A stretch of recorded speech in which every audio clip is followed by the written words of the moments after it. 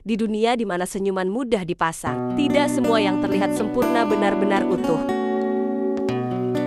Aruna, seorang wanita yang dunia luar lihat sebagai lambang kesuksesan, istri dari Dio, pria yang berkuasa, berwibawa, dan tampak tak tergoyahkan. Tetapi di balik pintu tertutup, di balik gaun mewah dan pesta gemerlap, Aruna hidup dalam sepi yang membunuh perlahan. Setiap malam, ia mendengar detak jam yang menghitung kehancuran jiwanya. Setiap senyuman yang ia paksakan adalah luka baru yang menganga di batinnya. Dio, suami yang dulu menjanjikan dunia, kini berubah menjadi penjara berdiri. Kata-katanya dingin, sentuhannya hampa.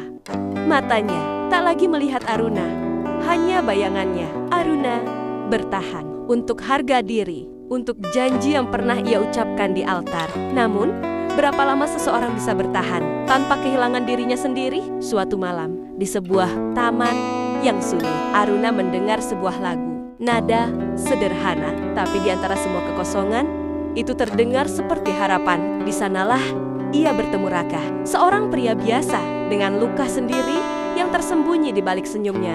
Tidak bertanya, tidak menghakimi, hanya mendengarkan. Untuk pertama kalinya dalam bertahun-tahun, Aruna merasa ada seseorang yang melihat dirinya, bukan topengnya.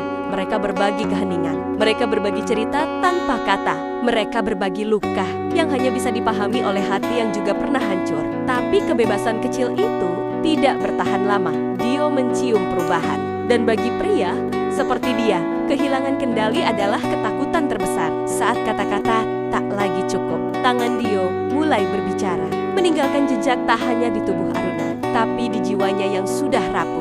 Dalam malam terpanjang hidupnya, Aruna berlari, bukan hanya dari kekerasan, tapi dari rasa bersalah, dari ketakutan, dari bayangannya sendiri. Di ambang kehancuran, Aruna harus memilih, terus menjadi tawanan dalam hidup yang dibangun atas luka, atau menghancurkan semuanya demi secercah harapan. Bersama Raka, ia mulai menata puing-puing dirinya, bukan untuk kembali seperti dulu, tetapi untuk menjadi sesuatu yang lebih kuat, lebih hidup. Dio pun akhirnya dihadapkan pada kejatuhan yang tak pernah ia sangka. Topeng kesempurnaannya retak, rahasia yang ia sembunyikan, pengkhianatan, kekerasan, dosa, semua terseret ke dalam cahaya. Dan Aruna, untuk pertama kalinya, berdiri tanpa rasa takut. Luka batin tak pernah benar-benar hilang, ia tetap ada.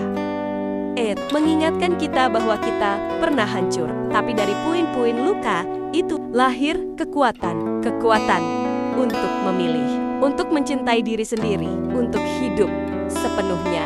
Inilah kisah tentang bangkit dari reruntuhan, tentang menemukan harapan dalam keputusasaan, tentang membangun kembali diri dari luka terdalam.